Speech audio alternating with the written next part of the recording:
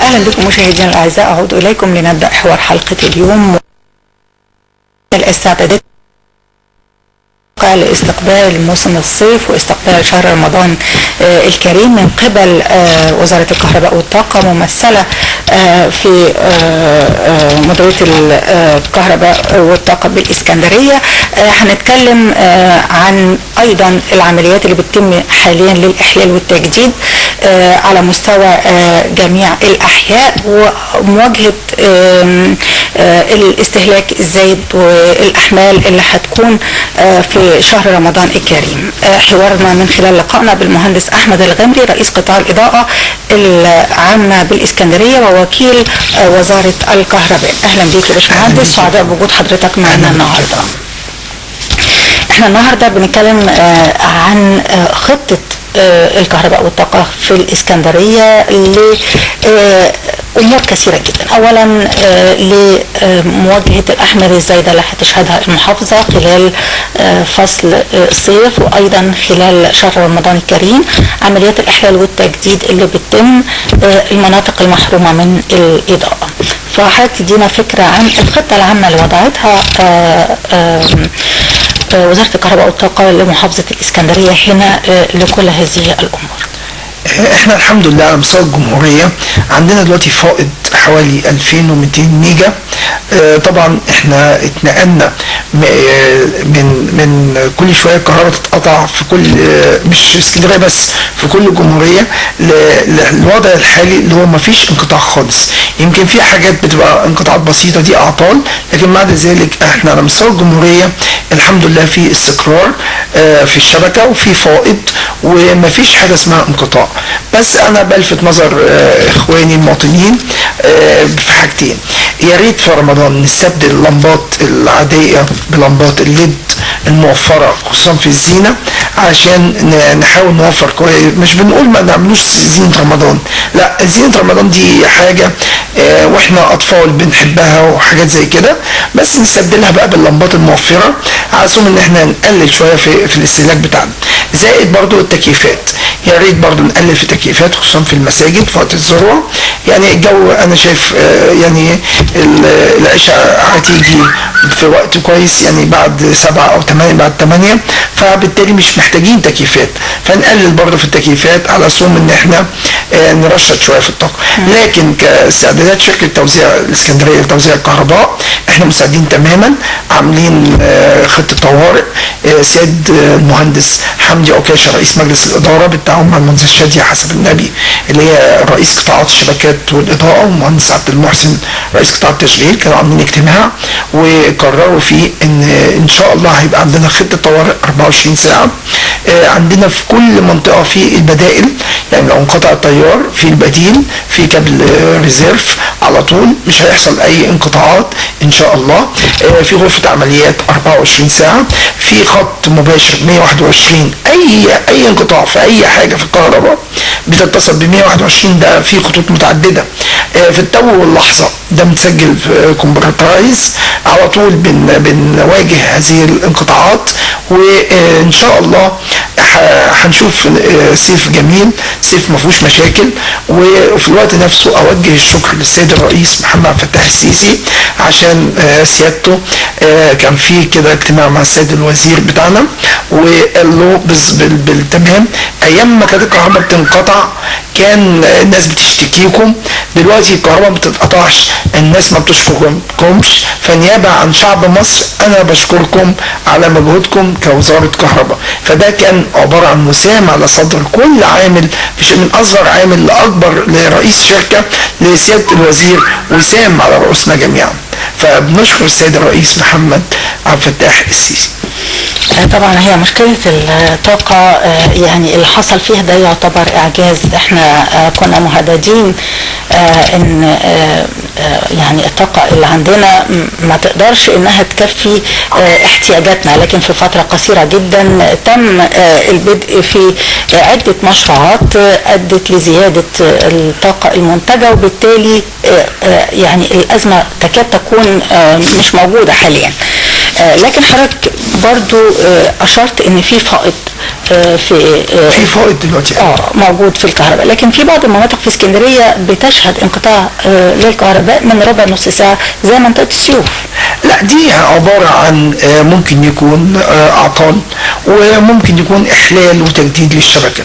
يعني احنا شغالين في كذا مجال، يعني لو في اعطال فالعطل مثلا ما ياخد ربع ساعه، يعني عدد برضو كويس ان هو قل الزمن بتاعه، زمن الانقطاع.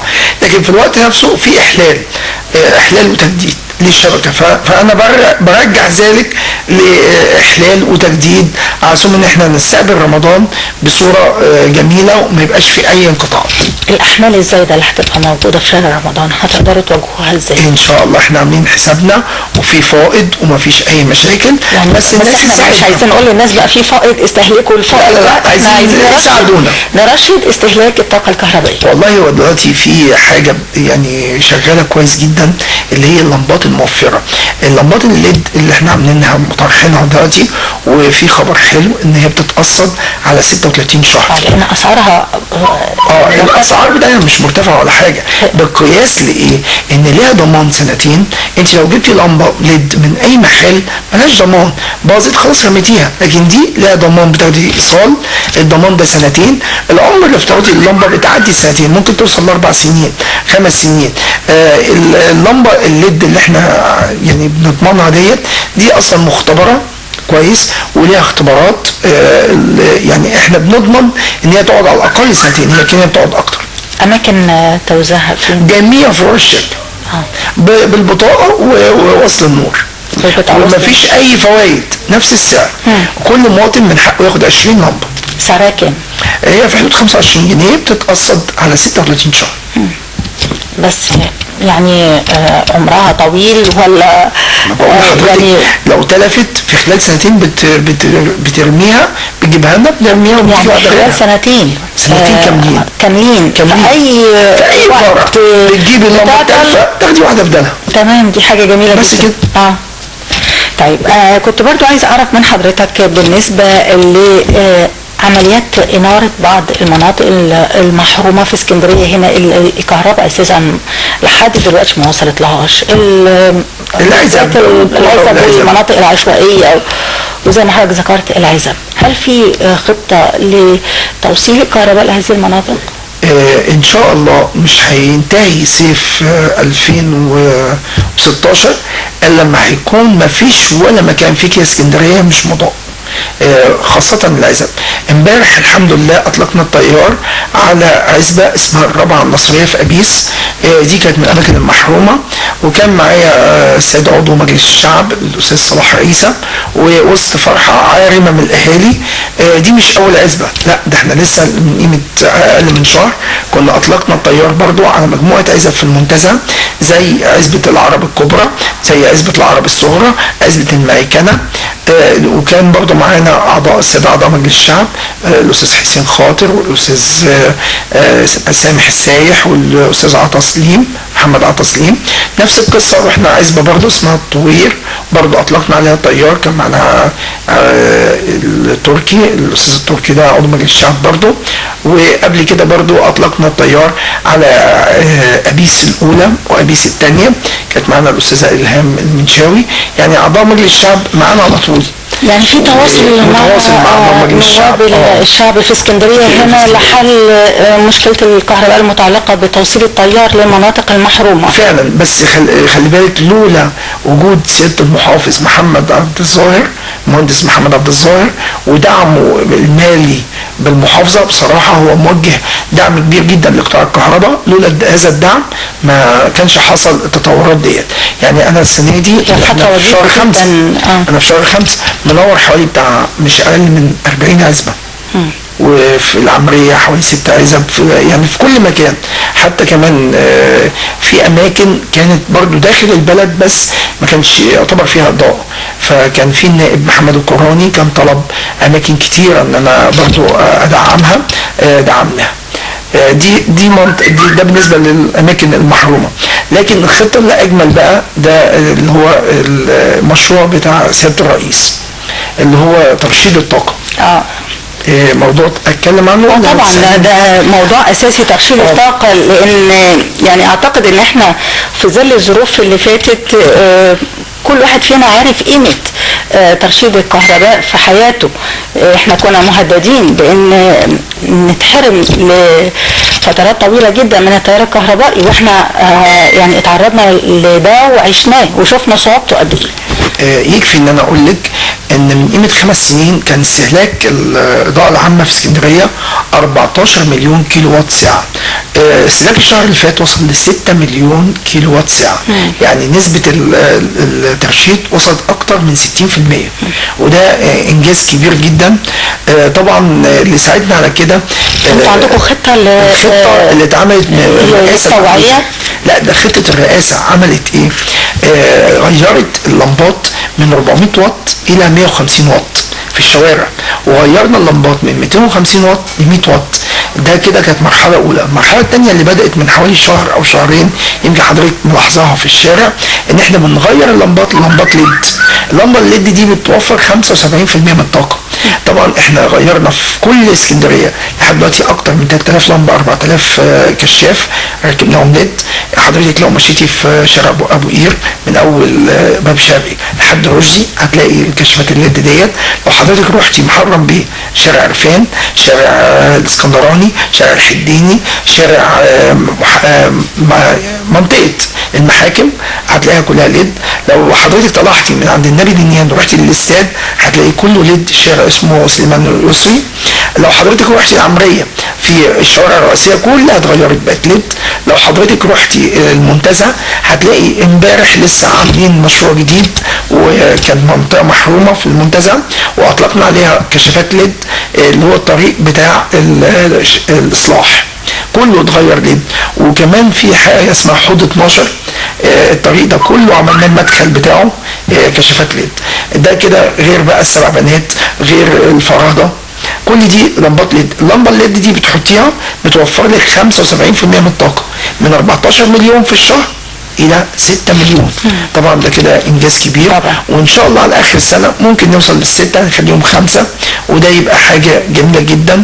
وكل ده عشان سياده الرئيس عمل مشروع بالتعاون مع الهيئه العربيه للتصنيع ان احنا نعمل ترشيد في الطاقه ونغير الكشافات اللي هي ذات القدره العاليه الى كشافات ليد موفره للطاقه.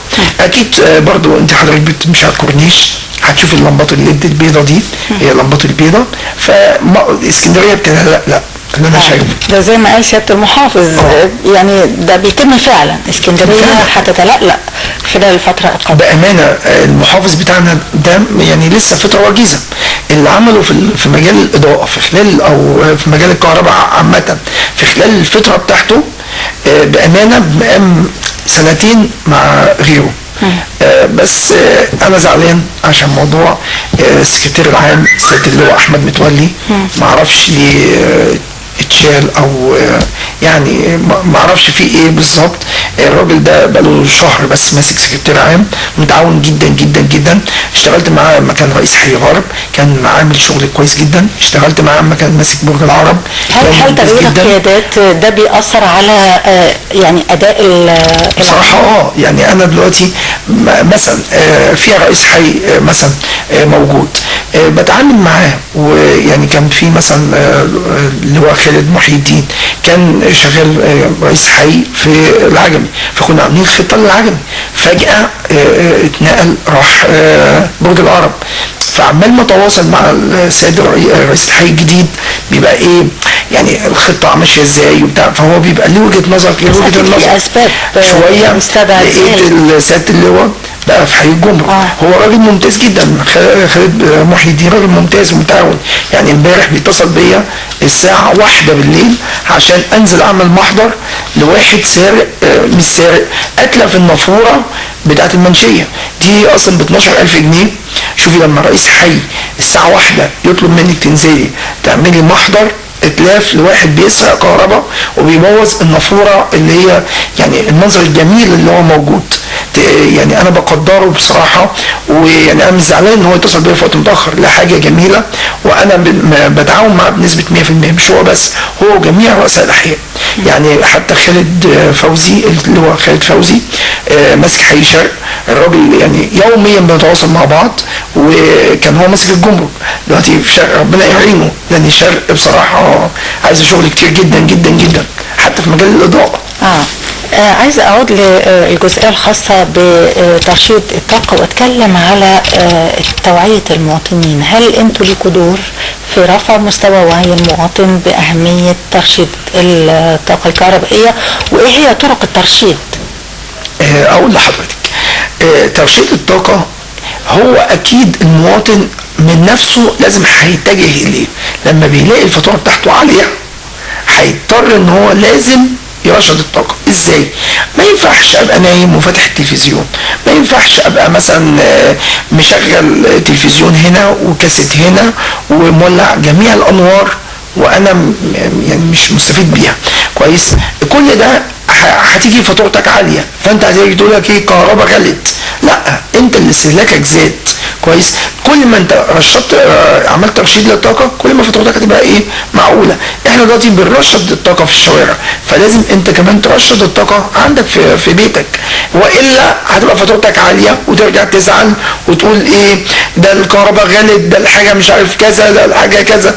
لا، وبعدين لازم نوعي الناس ان اي حاجه فيها تسخين دي بتستهلك كهرباء كبيره جدا، زي السخان، زي المج اللي بيستخدموه بالكاتل ده اصلا بيستهلك كهرباء كتير، زي المكوى، زي اي حاجه فيها يعني تسخين دي بتستهلك يعني كهرباء كتير. بالنسبه للتوعيه اللي احنا كشركه كهرباء، احنا عندنا في قطاع اسمه ترشيد الطاقه، ده بيعمل نشرات وبيعمل ندوات للاهالي. وبعدين احنا يعني ان شاء الله انا كعضو مجلس اداره نقابه المهندسين هنحاول ان شاء الله نعمل ندوات توعيه في نقابه المهندسين نبدا بيها، ونجيب قطاعات كتيره من الاهالي ونحاول ان احنا نرشد الطاقه معاهم. برضو يمكن بالنسبة لشكاوى المواطنين في اسلوب كده جديد اتبعوه، استخدموا فيه تكنولوجيا المعلومات ومواقع التواصل الاجتماعي والواتساب. برضو في اعطال بتتم، وانا سامعه يعني حضرتك ما بيسكتش فبيبقى في حد بينوب عن المنطقة او الحي بيجمع الشكاوى وبيبدأ يتواصل معاكم مباشرة. كل اصحاب الشكاوى اللي لها علاقه بالاعطال او باي امر من الامور المتعلقه بالكهرباء. والله يرجع الفضل في الموضوع ده لسياده اللواء طارق المهدي، كان اسس حاجه اسمها جروبات التنميه. جروبات التنميه دي كان عباره عن جروبات للناس النشطاء، وانا كنت واحد منهم، يعني كنت ضمن الجروبات ديت. ويعني اوكل شخصيه محترمه المهندس عبد الفتاح رجب ان هو يرقص الجروبات دي ويعملوا حاجه في الواتساب، اي عطل يشوفه في المنطقه المعينه يبتدي يرصده، ومدخل مع التنفيذيين على طول. طبعا سياده اللي هو مشى، كان محافظ اسكندريه خلاص مشى، لكن الفكره فضلت موجوده. وبدات كل مجموعه نشطه او عايزين ينزلوا محليات او حاجه زي كده يعملوا جروب ويدخلوني ويدخلوا بتاع الميه ويدخلوا بتاع الصرف ونتواصل مع بعض. يعني في اخت اسمها هبه الزغبي، دي بصراحه انا بشكرها على الهوا. ليه؟ دي ماسكه منطقه بتاعت شرق، كل شويه تجيب لي منطقه تقول لي عزبه سكينه فيها عندك 40 كشاف طافي، فيها كذا. انا بتواصل معاها على المنطقه دي. في مجموعه تانية اسمها المحليات للشباب، برضو نفس المجموعه. في مجموعه تانية بتاعت غرب، الاخ تقريبا محمود يسري ومجموعته. الشباب اللي شباب بتستعد للمحليات. انا ببقى مبسوط جدا. يعني في كان مهندس اسمه كريم برضو نفس القصه، في الاخ هشام حسن نفس القصه، في الاخ علاء ابراهيم، مجموعه جميله جدا. العمريه عاملين مجموعه جميله جدا. يعني في مجموعه في العمريه الاخ العمده عباس والاخ مش عارف مين عاملين مجموعه حوالي 20 نفر. العمريه كلها بعرفها عن طريقهم. يعني بصراحه الحاجات دي كويسه. يعني انا كتنفيذي ما بعملش، لدرجه ان هم ساعات الاقيهم بيبعتوا لي رساله الساعه 3 الصبح في خطر، في عمود وقع، في كذا، ببقى فرحان ان في عيون بتتابعني. انا كتنفيذي ببقى مبسوط جدا جدا جدا لما الاقي الشباب متحمس للبلد، لان احنا ما كناش هنتحمس ونحب بلدنا عمرنا ما هنتقدم. يعني في نتيجة لهذا التواصل اللي تم، وبيساعدكم في عملكم، وبيساعدكم انكم تعرفوا فين المناطق اللي فيها مشاكل بسرعة وبتبدأوا تتعاملوا معاها ونبتدي نصلحها. طيب برضو بالنسبة واحنا بنتكلم عن إنارة المناطق المحرومة، يعني محطة مصر والمنطقة المحيطة بها، الغريب جدا انها معتمة في هناك يعني أعمدة إنارة كتيرة جدا غير مضيئة محتاجة إحلال وتجديد. طبعا هي لا دي مشكلة ممكن اقول لك جدا. لا هي مشكلة وممكن اقول لك المشكلة دي ايه. المشكلة دي ان في سرقات طيار، فبالتالي السيد اللي هو محمد عبد الرازق الله يرحمه ارسل الخطاب لنا ان احنا نشيل الكهرباء خالص عن المنطقة، لكن انا قدمت اقتراح كويس. على منطقة فيها محطة مصر، هي منطقة محطة مصر كلها، قال لك شيل التيار الكهربي. فانا قدمت اقتراح للسيد الاستاذ علي مرسي رئيس حي وسط ان احنا نركب حاجه اسمها هاي ماست، 2 هاي ماست. الاثنين هاي ماست دول زي المتركبين في المنشيه، ال5 بتوع المنشيه. الهاي ماست ده فيه 12 كشاف، ويبقى العلو بتاعهم 22 متر، فبالتالي ما فيش حد يقدر يسرق منهم كهرباء او اي حاجه. والسيد الاستاذ علي مرسي رئيس حي وسط فعلا قدم المشروع للمحافظ، سياده المحافظ وافق فعلا ورصد الفلوس، وهنبدا فيه قريب جدا، وهيبقى فيه 2 هاي ماست في محطه مصر هينوروا كل محطه مصر. خلال الاسبوعين كده او يعني شهر بالكتير هتلاقي محطه مصر كلها نورت. يعني انا نقطة أخيرة عايزة اتكلم فيها مع حضرتك، وهي مواجهة سرقات التيار الكهربائي. هل انتوا ليكوا خطة في مواجهة سرقات التيار الكهربائي؟ بصي اقول لحضرتك، بالنسبه لسرقات التيار الكهربي في مباحث اسمها مباحث الكهرباء، هي احنا بنبلغها، لكن انا كراجل تكنيكال او راجل فني ما اقدرش ان انا اتدخل تدخل مباشر في السرقات ديت. يعني هناك دور منوط بمباحث الكهرباء هي لها دور في الحد من عمليات سرقة التيار الكهربائي. كل الشكر للمهندس احمد الغمري رئيس قطاع الاضاءة العامة ووكيل وزارة الكهرباء والطاقة بالاسكندرية. شكرا جزيلا لك. شكرا يا فندم، تحت امرك.